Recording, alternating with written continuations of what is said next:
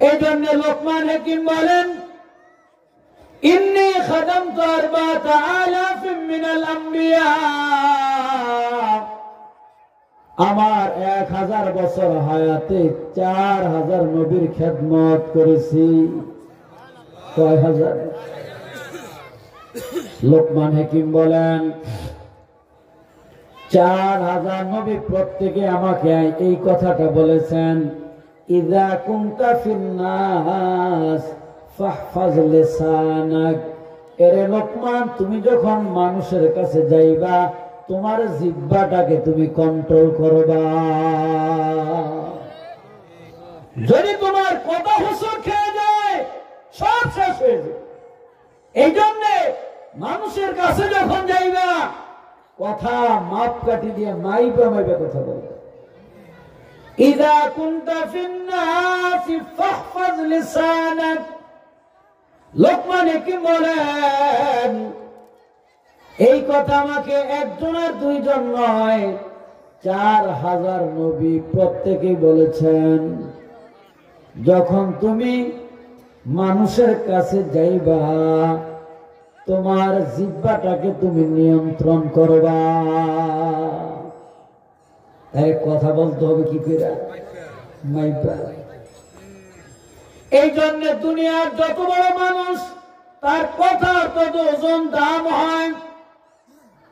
তাহলে আহকামুল হাকিমিন আমার আল্লাহ, তার বাণী এটা কত দামি।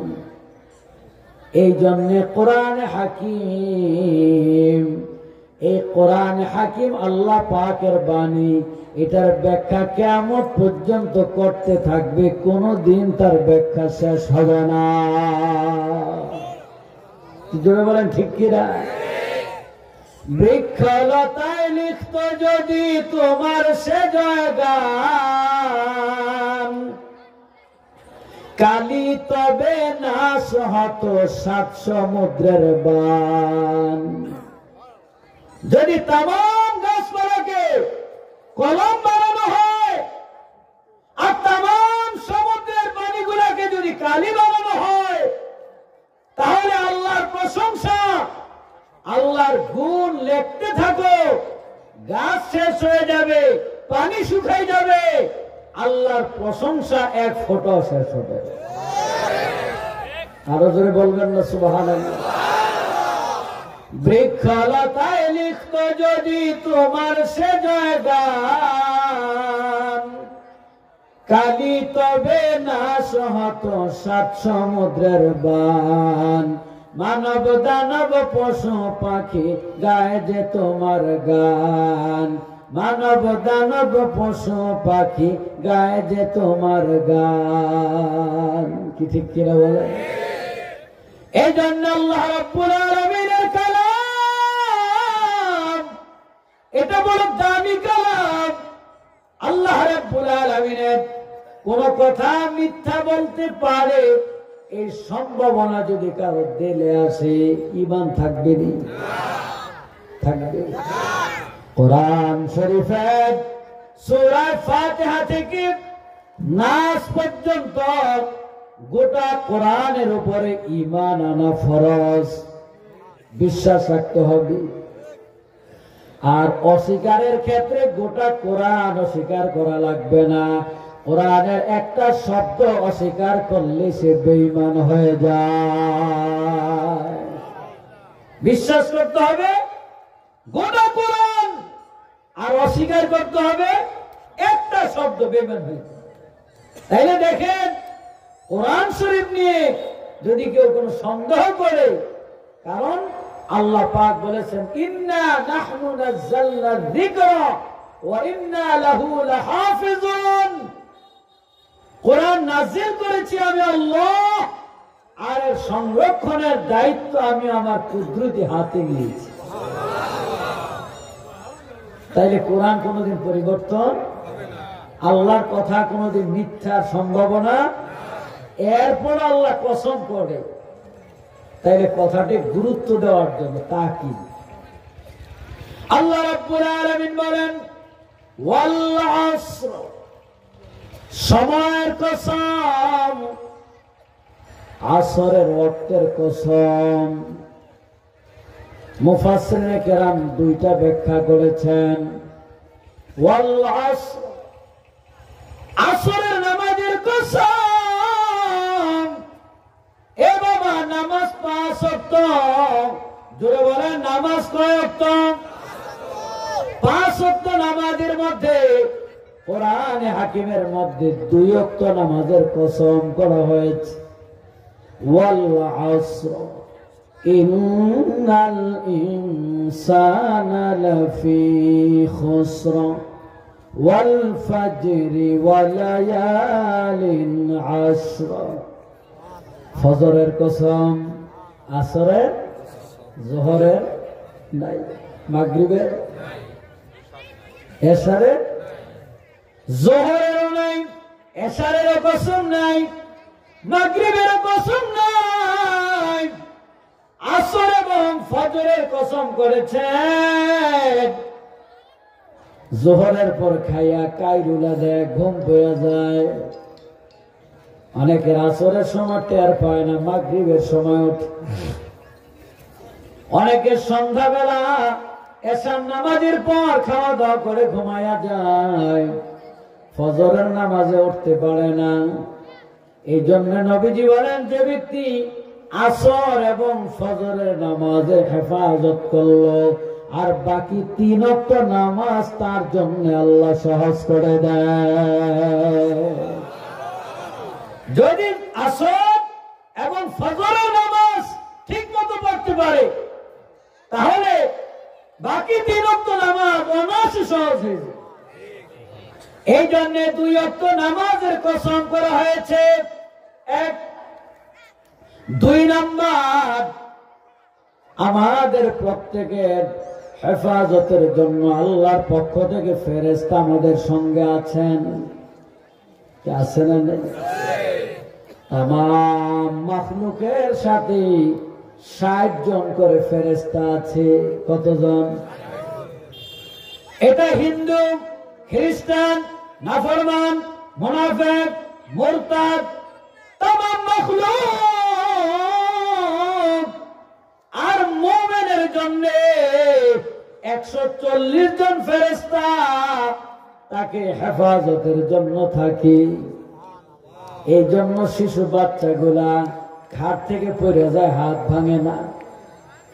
এত বড় পাচার খাইছে, কিচ্ছু হয় না।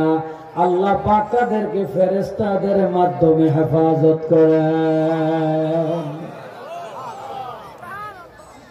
এই ফেরেশতারা, এক ফেরেশতা সারা জীবন ডিউটি করে না। দিনের বেলা এক গ্রুপ, রাতের বেলা এক গ্রুপ। এক গ্রুপ ফজরের নামাজ রক্তে আইসা ডিউটিতে নিয়োজিত হয়ে যায়, আসর পর্যন্ত ডিউটি করে। আসরের সময় আরেক দল ফেরেশতা আসে, ওই ফেরেশতা আল্লাহর কাছে রিপোর্ট নিয়ে চলে যায়। আর আসরের রক্তে আইসা আবার ফজর পর্যন্ত ডিউটি করে। এই আসর এবং ফজর 2 ওয়াক্ত নামাজের সময় ফেরেশতাদের ডিউটি বন্টন হয়। যখন আসরের রক্তের ফেরেশতা আল্লাহর কাছে যায়, আল্লাহ পাক জিজ্ঞেস করে, আমার বান্দাকে কি অবস্থায় দেখে এসেছো? আল্লাহ তো জানে কিনা? বলে, আল্লাহ দেখে আসছে আসরের নামাজ মসজিদে জামাতের সাথে পড়তেছে।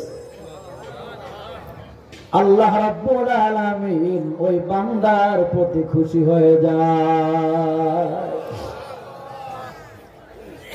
ফজরের ওয়াক্তে যে ফেরেশতা যায়, জিজ্ঞেস করে, আমার বান্দাকে কোন অবস্থা রেখে এসেছো? বলে, আল্লাহ প্রচন্ড শীতের মধ্যে ওযু করা বড় কষ্টের, কিন্তু আপনার ভয়, আপনার মহাব্বতে দেখছি ওযু করে মসজিদের দিকে যাইতেছে। আমার আল্লাহ জিগায়, ফেরেশতা, আমার ওই বান্দা আমারে ভয় পায়, আমারে দেখছিলি? আমাকে দেখি না, এরপর আমার ভয়েতে কম্বল সাইরা প্রচন্ড শীতের যুগে মসজিদে যায়। ও ফেরেশতা, যদি আমারে দেখতো তাইলে কেমন ভয় পাইত। আল্লাহ পাক বলে, ফেরেশতা তোমরা সাক্ষী থাকো, আমার ওই বান্দার জীবনের গুনাহ আমি মাফ করে দিলাম। এই জন্য ইবাদত যত কঠিন, আল্লাহ পাকের মুকাররব হাসিল করা তত সহজ। এই জন্য শীতের মৌসুম নেককার আল্লাহওয়ালা ইমানদারদের জন্য বড় নিয়ামত। দিনটা হয় ছোট, রাত্রটা হয় বড়। দিনের বেলা রোজা রাখা সহজ, আর রাতের বেলা তাহাজ্জুদের নামাজ পড়া সহজ। দিন অনায়াসে চলে যায়, রোজা রাখলে কষ্ট হয় না। আর রাতের বেলা এত রাত যদি ঘুমাইতে পারে নাকি মানুষ? আপনি যদি 10টা 11টায় ঘুমান, এমনিতে 3টা 3:30 ঘুম ভেঙে যায়। আপনি উঠে তাহাজ্জুদের নামাজ পড়ে আল্লাহর নৈকট্য লাভ করতে পারেন। হ্যাঁ, রাত্র জাগে। ইমাম আবু হানিফা সারা রাত্র জাগছে। তুমি যুবকও জাগো, কিন্তু মোবাইল আর ইউটিউব চালাবে, কি ঠিক না? তাহাজ্জুদের জন্য না। এই জন্য ভাইয়েরা আমার, শীতের মৌসুমটা নেককার আল্লাহওয়ালা হওয়ার জন্য সবচেয়ে বড় মাধ্যম। এটা হলো ফজর এবং আসরের রক্তের সময়। যদি নেককারদের আমল নিয়ে আল্লাহর কাছে যায়, আর যদি বদকার পাপিষ্ট আসরে নামাজ পড়ে না, মাগরিবও পড়ে না, এশাও পড়ে না, ফজরও পড়ে না, ফেরেশতার কাছে জিজ্ঞেস করে, আল্লাহ ফেরেশতা আমার বান্দাকে কি অবস্থায় দেখে আসছ? আল্লাহ ঘুমায় আর ঘুমায়, 10টায় উঠবে। আসরের সময় কি অবস্থা রেখে এসেছ? বলে আল্লাহ দেখে আসছি, ঘুমায় ঘুমায়, নামাজের কোনো খবর নাই। আল্লাহ পাক খুশি হইবে না বেজার হইবে?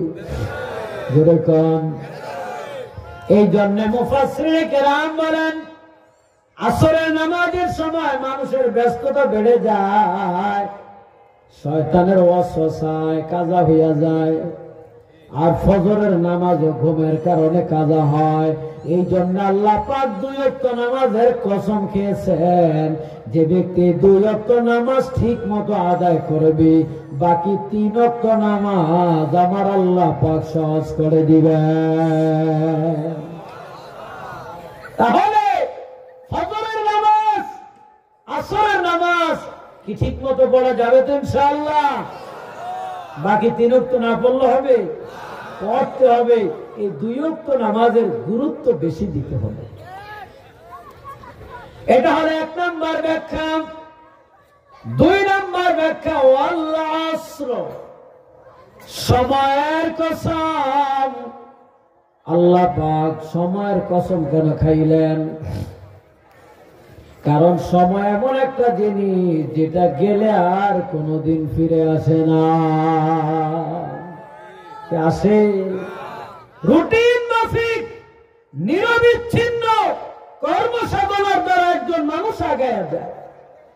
তার যদি সময়কে মূল্যায়ন না করে, তাহলে সে জীবনে সফল হইতে পারবে। অনেকে আছে যে হেলায় হেলায় সময় কাটায়। মুরব্বী লুডু খেলে, বুড়া মানুষ ক্যারাম বোর্ড খেলে। কি চাচামিয়া করেন? কি কয়? সময় পাস করে। উনি সময় পাস করার আর কিছু পায় নাই, উনি লুডু খেলে। হাসেন কি আছে না নাই? এ ভাইরা, আল্লাহ রাব্বুল আলামিন যেদিন জান্নাত দান করবেন, জান্নাতীদের কোনো আফসোস থাকবে না, থাকবে। জান্নাতের ফয়সালা যখন আল্লাহ পাক দিবেন, তখন একটা আফসোস করবে, হায় আফসোস, আমি যদি দুনিয়ায় দুনিয়ায় যে সময়টুকু জিকির ছাড়া কাটিয়েছিলাম ওই সময়টুকু যদি জিকিরের মাধ্যমে কাটাইতে পারতাম আজকে আমার অবস্থানটুকু আরো উন্নত হইত। আমি দুনিয়ায় যেইভাবে সময় কাটাইলাম যদি সময়টা আমার জিকিরের মাধ্যমে কাটাইতে পারতাম। অটোতে যায় চুপচাপ বসে বসে আল্লাহ জিকির করবেন, বাসে যান জিকির করবেন, রাস্তা হাঁটতেছেন জিকির করবেন। কিন্তু এখন জিকির না করে অটোতে উঠে কোনো কাম নাই, পাশের জন্য কয় হাসিনা আর আইতে পারবে না। পাশের জন কয় 2 মাসের মধ্যে আইতেছে, চাইয়া থাকেন শুধু লাগিয়ে গেছে, কোনো কাম নাই, 2 জনের মারামারি। এদিকে হাসিনা ঠিক মতো ভাত খায়, খালেদাও খায়, ওনাকে ঘুমও ঠিক মতো হয়, কিন্তু অটোর মধ্যে ওনার মারপিট করতেছে ফাও ফাও। কি ঠিক কিনা করে? আপনার কি কামড়াইছে শয়তানে? ওই খালতেন না করে জিকির করেন, কাজ হইবে মিয়া সাহেব। আল্লাহ জিব্বা দিয়েছে আল্লাহর প্রশংসা করার জন্য, আপনার ফাওয়ালা করার জন্য দেয়। এই জানলে ভাইয়েরা আমার সময় মূল্যায়ন করান। আল্লাহ আমার জালালউদ্দিন রুমি রহমাতুল্লাহ আলাইহি তিনি একটা দৃষ্টান্ত দিয়েছেন। মসনবির রুমির মধ্যে লিখেন এক কৃষক চাষাবাদ করতে যায়, নাঙ্গল ঠেলতেছে ক্ষেতের মধ্যে। নাঙ্গল বুঝেন তো, এর সাথে নাঙ্গল, ওই নাঙ্গল ঠেলতেছে, হঠাৎ করে দেখে নাঙ্গল আর সামনে চলে না। মাটি খুঁজছা দেখে ভেতরে একটা কলসি, কলস, কলসির মধ্যে অনেকগুলো মার্বেল। উনি মার্বেল গুলো পাই ভাবতেছে মার্বেল পাইছি, এগুলি দিয়ে আমি এখন পাখি শিকার করব। কি শিকার করব? পাখি। এখন উনি মার্বেল দিয়া উনি বিভিন্ন জায়গায় পাখি শিকার করতেছে। আর মার্বেল গুলা খালে পড়ে যায়, নদীতে পড়ে যায়, জঙ্গলে পড়ে যায়, ছোট ছোট মার্বেল। আর এক একটা পাখি মাইরা 50 টাকা 20 টাকা বাজারে বিক্রি করতেছে। বিক্রি করতে করতে করতে করতে পাখি গোস্ত খায়, বিক্রিও করে। কলসির সব মার্বেল শেষ, এখন 5-7টা আছে। এই মুহূর্তে উনি পাখি বিক্রি করতে গেছে মাদারীপুর স্বর্ণপট্টি। স্বর্ণপট্টি যায় দেখে স্বর্ণের দোকানে রূপার পাত্রে, স্বর্ণের পাত্রে এরকম মার্বেল গুলো সাজায় রাখছে। বলে কি ভাই, আপনারা স্বর্ণের দোকানে স্বর্ণের মতো দামি জিনিস স্বর্ণ দিয়া পাত্র বানায়া এর মধ্যে মার্বেল সাজায় রাখছেন? তুমি কি পাগল? এগুলি কি মার্বেল জানো বেটা? এগুলি মণিমুক্তা। এক একটা মার্বেলের দাম কোটি কোটি টাকা। এক একটা মার্বেল বিক্রি করলে এক একটা শহর এলাকা কিনা যায়। আপনি কি কর?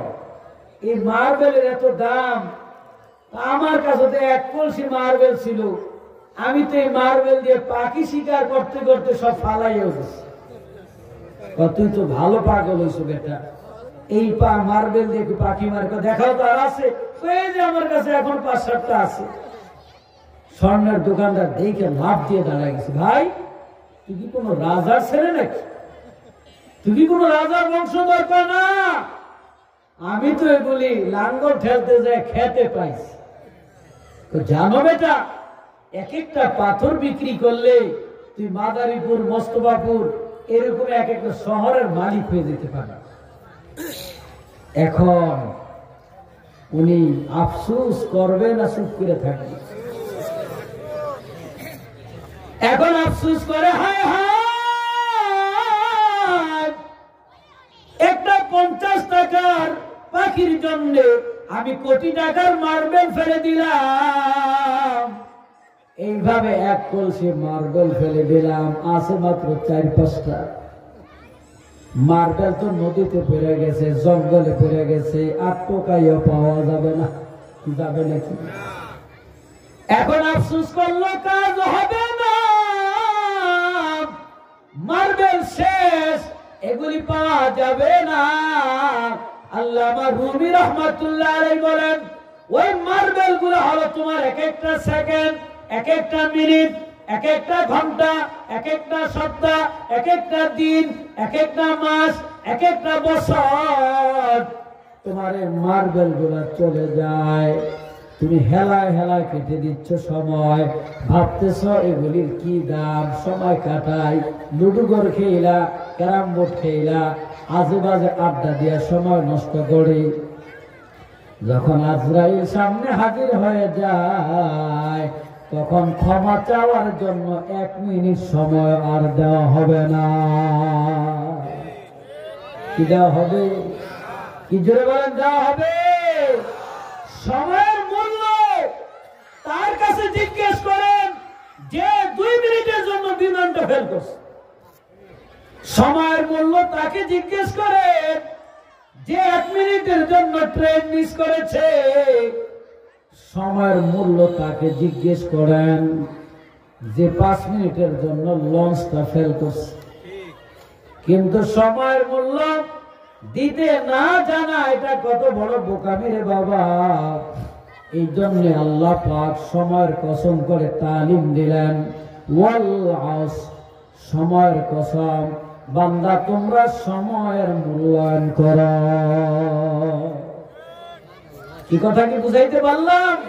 তাই সময় যদি আমরা মূল্য না দেই, এক সময় আফসোস করব, কিন্তু কাজ হবে। অনেকে তো বয়স বাড়তেছে না, মাইনাস হইতেছে, সামনের দিন কমতেছে। কি ঠিক কিনা বলেন? এক সময় দাড়ি কাঁচা ছিল, অনেকের দাড়ি পাইকে গেছে। ওই তো আমি তো এই মাঠে প্রায় 16-17 বছর যাবত আসি। এই মাঠে অনেক শ্রোতা পোলাপাইন আছে যাকে জন্ম হয়। কি ঠিক কি? আবার অনেককে দেখছি দাড়ি কাছে, এখন দাড়ি পাইকে গেছে। অনেকে বিবাহ করে না, এখন বিবাহ করে সন্তানের বাবা হয়ে গেছে। একদিন দাদা হয়ে যাবে, কবরের যাত্রী হয়ে যাইবে। সেই দিন আর ইচ্ছা করলো সে নতুন করে যে ঈমান আনবে, আমল করবে, সেই সময়টা আল্লাহ পাক দিবেন। কি করে বলেন? দিবেন। এই জন্যে আল্লাহ পাক সময় কসম খেয়ে বলতেছে, ইন্নাল ইনসানা লাফি খুসর, সময়ের কসম, তামাম মানুষ ধ্বংসের মধ্যে। বলেন নাউজুবিল্লাহ। আল্লাহ পাক বলে, দুনিয়ার মানুষ শোনো, ইন্নাল ইনসানা লাফি খুসর, নিশ্চয়ই তামাম মানুষ ক্ষতিগ্রস্তের মধ্যে, ইল্লাল্লাযীনা আমানু,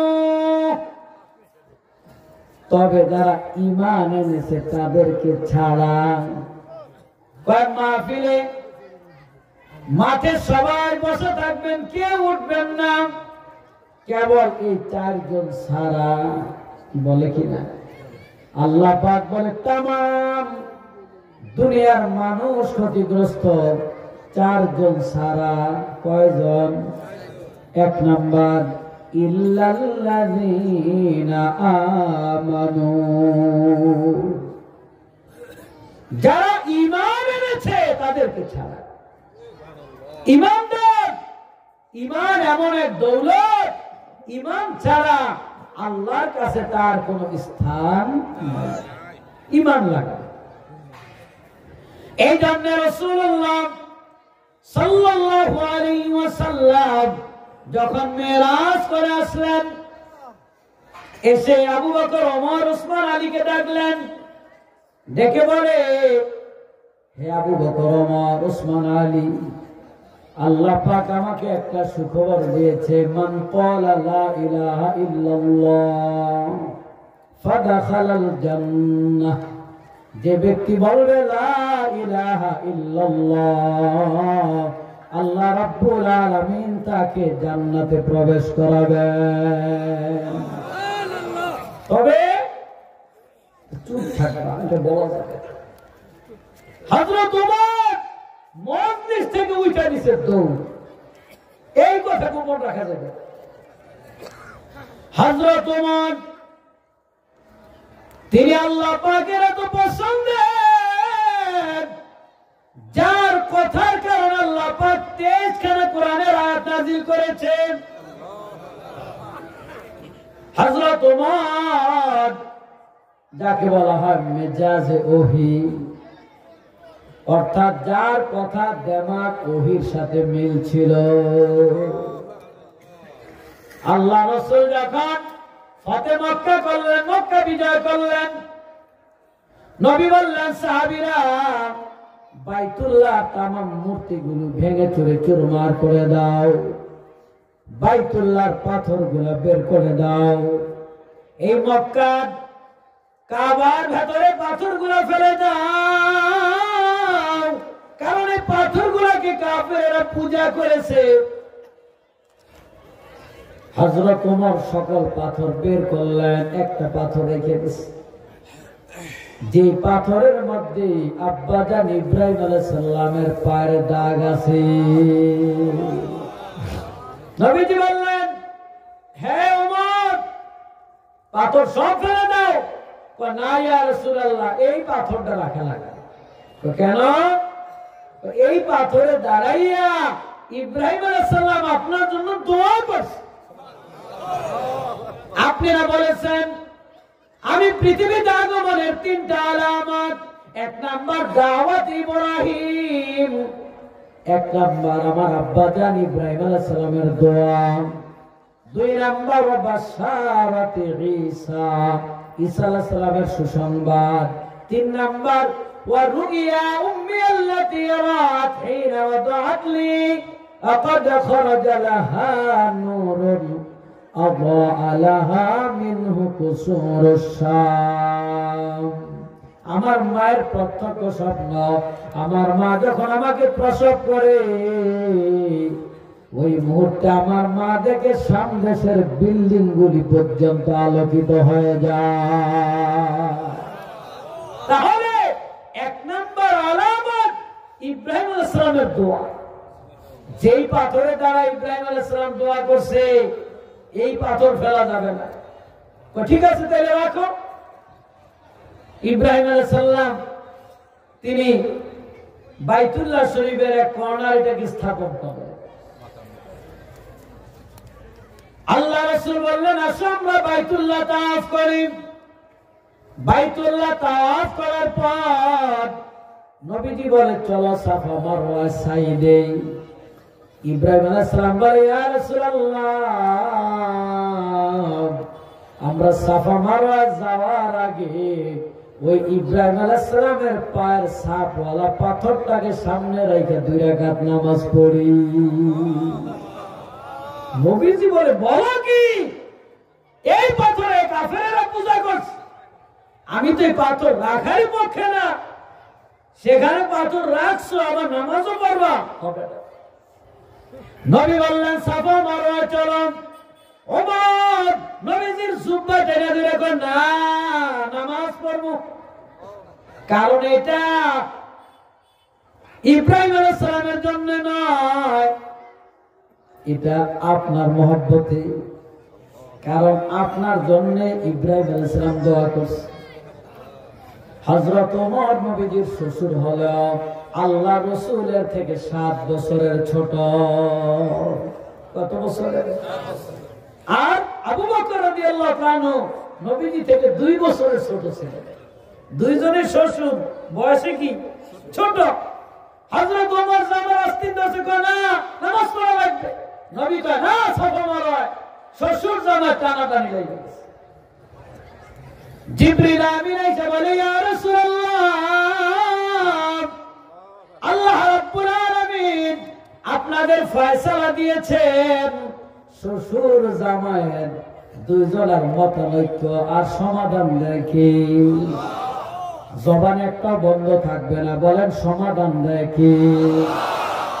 আল্লাহ রাব্বুল আলামিন আকাশ বাণী দিলেন, ওয়াত্তাখিযু মিন মাকামি ইব্রাহিম মুসাল্লা। জিবরাইল ওহী নিয়ে আসে, ইয়া রাসূলুল্লাহ, ওমরের কথাই ঠিক, মাকামে ইব্রাহিমকে সামনে রাখা 2 রাকাত নামাজ পড়ার জন্য আমার আল্লাহ নির্দেশ করেছেন। আরো জোরে বলবেন না সুবহানাল্লাহ। নবী বলে, জিবরাইল, এটা ওমরের পক্ষে রায় হয়ে গেল, তাহলে নামাজ এটা কি শুধু আজকে আমি আর ওমরই পড়বো না আরো পড়া লাগবে? এখন জিবরাইল কি বলতেছে শোনেন, শোনার পরে দেখুন কে কত জোরে সুবহানাল্লাহ বলতে পারে। জিবরাইল বলে, ইয়া রাসূলুল্লাহ,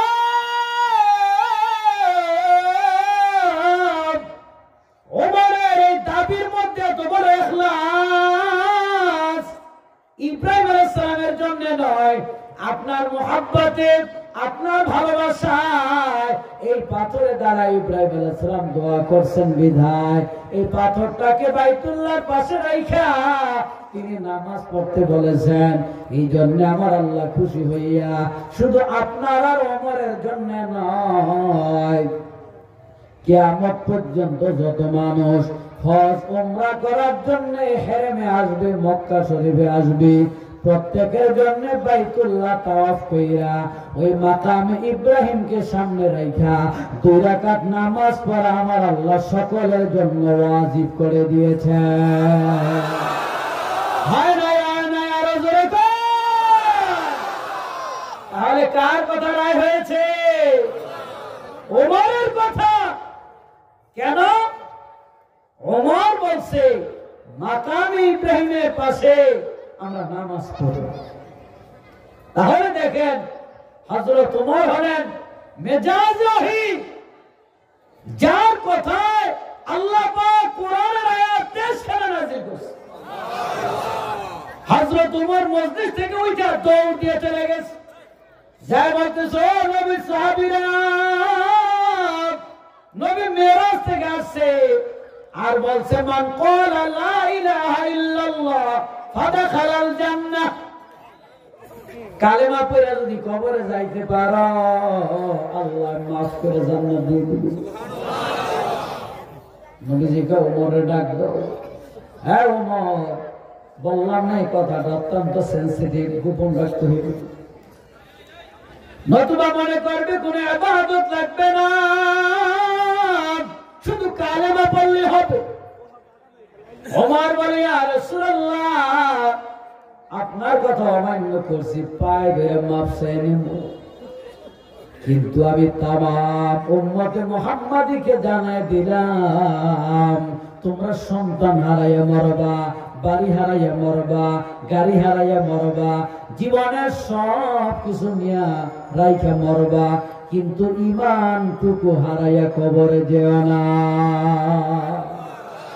বাড়ি যাক, গাড়ি যাক, সন্তান যাক, জীবন যাক, কিন্তু ঈমান যেন না যায়, ঈমানটুকু নিয়ে যেন কবরে যাও, এই তালিমটুকু দেওয়ার জন্য এই কথাটা বলে দিয়েছে,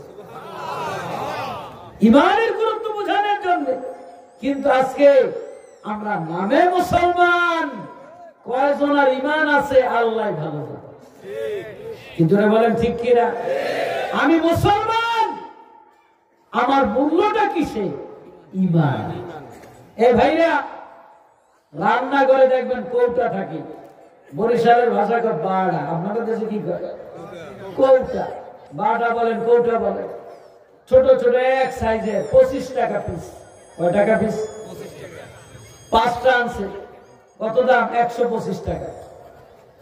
এই একটার মধ্যে হলুদের গুঁড়া রাখছে, আরেকটার মধ্যে মরিচের গুঁড়া রাখছে, আরেকটার মধ্যে ধনিয়ার গুঁড়া রাখছে, আরেকটার মধ্যে অন্যান্য মশলা রাখছে। কয়টা হয়েছে? 4টা। আরেকটা কৌটা খালি মাইয়ার স্বর্ণ গয়না গুঁড়া রাখছে। এখন 5টাই তো রান্না করে থাকবে, কি ঠিক কিনা? থাকবে। ওই 4টা কৌটা রান্না করে থাকবে, কারণ ওই কৌটা ভর্তি হলুদের দামই 100 টাকা, মরিচের দামই 100 টাকা, মশলার দাম 250 টাকা, ধনিয়ার গুঁড়ার দাম 150 টাকা, আর ওই কৌটাটা যে স্বর্ণ ওইটার দাম 4 লাখ টাকা। এখন এটা কি রান্না করে জায়গা পায়? এটা জায়গা পায় স্টিলের আলমারির ড্রয়ারের ভেতরে সিন্ধুকে, এরপর আবার তালা মারে। কি ঠিক কি? কৌটা কিন্তু 500 টাকার দাম এক, কিন্তু ওই কৌটাটার দাম হয়ে গেছে কেন? ভিতরে স্বর্ণ থাকার কারণে। কি ঠিক কি? পেয়ারপুর বাজারে হিন্দু দোকানদার আছে না নাই? ঘটকসর বাজারে, মস্তবাবুর বাজারে হিন্দু দোকানদার, হিন্দু মানুষ আছে না নাই? হিন্দু আর আপনাকে দেখতে একই রকম, কিন্তু ওই হিন্দু যারা ইমান নাই এরা হলুদ মরিচের বাড়া, আর আপনি স্বর্ণের কৌটা। কেন? আপনার মধ্যে ইমান আছে।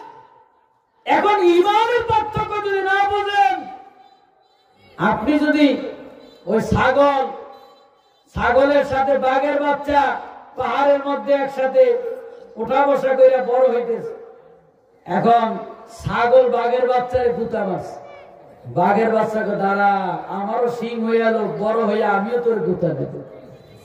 এখন তুমি ছাগলের সাথে চললে যদি নিজের অস্তিত্ব ভুলে যাও, তাহলে কি হবে? বাঘের কিন্তু সিংহের পাওয়ারে চলে না। কি ঠিক চলে? বাঘ বাঘ বাঘ সিং দিয়ে গুতা মারা লাগবে না। এখানে যদি একটা ছাগল আসে, তাই ছাগল না সব দূরে ডাবার দিয়ে খেতে দেবে। কি ঠিক কিনা? আর যদি এই মজলিসে একটা বাঘ এসে শুধু ফুস করে, পায়জামা একজনের পরনে থাকবে। কি ঠিক কিনা? তাই ওনার কি সিং আছে নাকি? বাঘের লাগবে না। বাঘের জাতি হলো ইমানদার, যার মধ্যে ইমান আছে সে হলো বাঘ, তার হেফাজত আল্লাহ পাক করবে। ওই ছাগলের মতো যেমন সিংহের আশা করবা না, বাঘ ফুস করলে ছাগলের জাতি পলাইবে। ইমানদার যারা, এদেরকে আল্লাহ পাক ফেরেশতাদের দ্বারা সাহায্য করবে। আল্লাহ রাব্বুল আলামিন বলেন, ইন্নাল্লাযীনা ক্বালু রাব্বুনাল্লাহ সুম্মা ইসতাকামু তাতানাজ্জালু আলাইহিমুল মালাঈকা আল্লা তাখাফু ওয়া লা তাহজানু ওয়া আবশিরু বিল জান্নাহ। আল্লাহ রাব্বুল আলামিন বলেন, এ দুনিয়ার মানুষ শোনো, যদি তোমার জবানে থাকে আমার রব আল্লাহ, এটা যদি অন্তরের মধ্যে থাকে, তথা তুমি যদি ঈমানদার হয়ে যাও, তাইলে তোমার কোনো ভয় নাই, চিন্তা নাই। তোমার বিপদে আপদে আমি আল্লাহ ফেরেশতা নাজিল করে সাহায্য করব। শুধু কি তাই করব, আমি আল্লাহ তোমাকে আমার জান্নাত দেখায় মৃত্যু দান করব। আমরা দুনিয়া জান্নাত দেখতে চাই কি চাই না? চান। তাই জবানে থাকবে আমার রব আল্লাহ। জোরে বলেন আমাদের রবকে। হয় নাই? দুই হাত উঁচু করে বলেন আমাদের রবকে, আমাদের হায়াতের মালিককে, আমাদের মওতের মালিককে, আমাদের রিজিকের মালিককে। মুখে কইলেন আল্লাহ, আর দিলে কয় পোলা বিদেশে না থাকলে অবস্থা খারাপ থাকত। কি বলেন? নবী কইছে নামাজ পড়ো, আল্লাহ কইছে নামাজ পড়ো। এই কথা বিশ্বাস হয় না, নামাজ পড়ে না। আর যদি পেয়ারপুর এলাকার কোন মসজিদের ইমাম সাহেব যদি বলতো, মসজিদের পাশের পুকুরের এক গ্লাস পানি খাইলে কোনো রোগ থাকবে না, তাইলে আমার মনে হয় ওই পুকুরের পানি ভাগে পাওয়া যাইত না। কবিরাজ কইছে এক গ্লাস পানি খেলে রোগ ভালো হয়ে যায়। কি করে? ওই রাতের মধ্যে পুকুর খাইলি, শুধু তাই না, ফোন ভিজে ভিজে পানি সেকে সেকে। তাইলে কবিরাজের কথা আপনি যতদূর বিশ্বাস করছেন, নবীর কথা যদি ততটুকু বিশ্বাস করতেন, তাহলে কাম হয়ে যেত। তাহলে বুঝা গেল আমরা ইমানদার, মুখে আসল অন্তর ইমান নাই। পিস্তল দেখাইছে, ভাই ভাই ভাই ইমান ছেড়ে গেছে।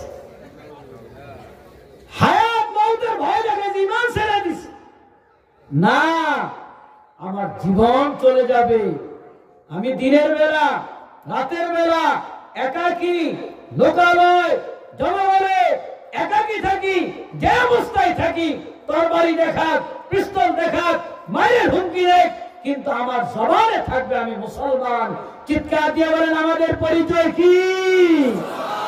মুসলমান। কি ঠিক কিনা বলে? নাকি তরবারিতে শেষ করে দেবে? হযরত বেলাল জিহ্বায় পেরেক দিছে, এরপর কালেমা সালাম, নাকে ছিদ্র করে টানছে, ঈমান সালাম। কালা একটা মানুষ, দেখলে পছন্দ হইবে, মুয়াজ্জিন মানুষ, কিন্তু কিয়ামত পর্যন্ত বেলালের নাম নিয়ে মানুষ একটু ভক্তি করে, মুহাম্মদের মায়ের নজরে তার নামটা নেই। কিন্তু হামান, ফেরাউন, নমরুদ এত সম্পদের মালিক, কেউ মহব্বত করে পোলার নাম ফেরাউন রাখছে? কি রাখছে? আবু জাহেল রাখছে নাকি? তাইলে দেখেন হযরত বেলাল আল্লাহর কাছে পছন্দ। কেন? ঈমানটা বড় দামি। উমাইয়ার লোকেরা বেলালকে মরুভূমিতে নিয়ে বলে, বেলাল ঈমান ছেড়ে দাও, নাইলে তোকে জানে মেরে ফেলবো। কয়েক সন্তান চাইলে দেওয়া যায়, ঘর বাড়ি চাইলে দেওয়া যায়, ঈমান এটা দেওয়া যায় না। পোশাক খুইলা মরুভূমির মধ্যে টানা হেঁচড়া করে কাম হবে না। এরে বেলাল, তোর কি জীবনের মায়া নাই? আছে, কিন্তু ঈমানের চাইতে বেশি না। বেলালের নাকের মধ্যে ছিদ্র কইরা রশি লাগাইয়া, আর ছোট ছোট বাচ্চাদেরকে বলে, বেলালকে টানো, আর তোমরা মনে করো তোমাদের খেলার বস্তু। বেলালের নাক দিয়ে রক্ত বইরা জমিন ভিজা যায়, আর বেলালের জবান লা ইলাহা ইল্লাল্লাহ, লা ইলাহা ইল্লাল্লাহ, আল্লাহ আল্লাহ আল্লাহ, আহাদ আহাদ আহাদ। উমাইয়ার লোকেরা বলে, বেলাল এরপরও কি জিকির বন্ধ করবা না, কালেমা ছাড়বা না? বলে, না, ছাড়া যায় না। উমাইয়ার লোকেরা বেলালের জিহ্বাটাকে টান দিয়ে বের কইরা জমিনের মধ্যে একটা পেরেক মেরে দিছে। এই কথাটা বলা যত সহজ রে বাবা, এর বাস্তবতা বড় কঠিন। আমাকে আপনাকে এতটুকু লাগছে না, এর আগে বেঈমান হয়ে যেতাম।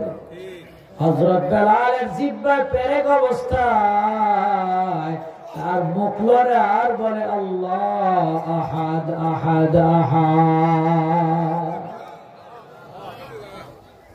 বেলালের মা সংবাদ পেয়ে বেলালকে দেখার জন্য চলে আসে।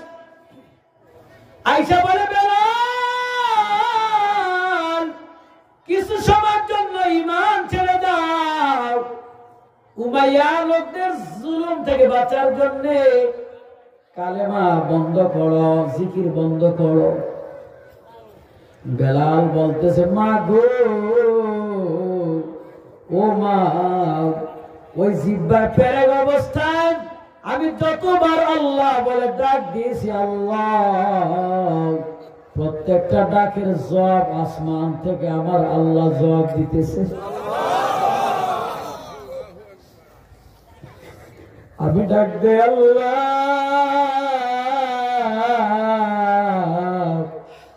আমার আল্লাহ কয়, বেলাল কি বল বান্দা, কি বল?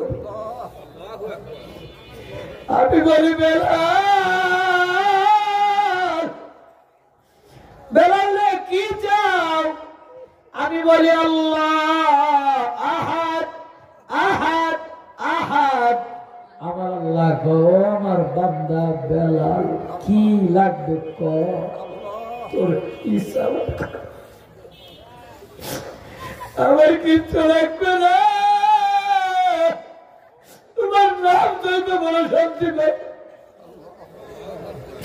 এইভাবে বেলাল ডাকে, আল্লাহ ডাকে জবাব দেয়। বেলাল বলে, মা গো, যে আল্লাহর ডাকের জবাব পাওয়া যায়। বলো না গো মা, পেরেকের আগা থেকে আল্লাহর ভোলা যায় নাকি? ওরা আমার জিব্বা পেরে কেন, আমার মাথা যদি পেরেক মারে গো মা, আমাকে যদি জানা মেরে দেয়, এই বেলাল থেকে ঈমান সরাইতে পারবে না। এই ছিল বেলালের ঈমান। আজকে আমাদের ঈমান একটু ঠান্ডা পানি, এই জন্য ওযু করতে কষ্ট হয়, মৌজা খোলা লাগবে, এই জন্য ফজরের নামাজে মুসল্লি পাওয়া যায় না। দাড়ি রাখলে একটু মানুষে বুড়া বলবে, দাড়ি রাখলে বুড়া বুড়া দেখাইবে, এই জন্য যুবক দাড়ি রাখো না। টুপি মাথায় দিলে কেমন দেখায়, এই জন্য টুপি রাখো না। অথচ আমার আল্লাহ তোমাকে দাড়ি অবস্থায় পছন্দ করে। এখন তোমার পছন্দ বড় না আল্লাহর পছন্দ বড়? জোরে বলেন, কার পছন্দ?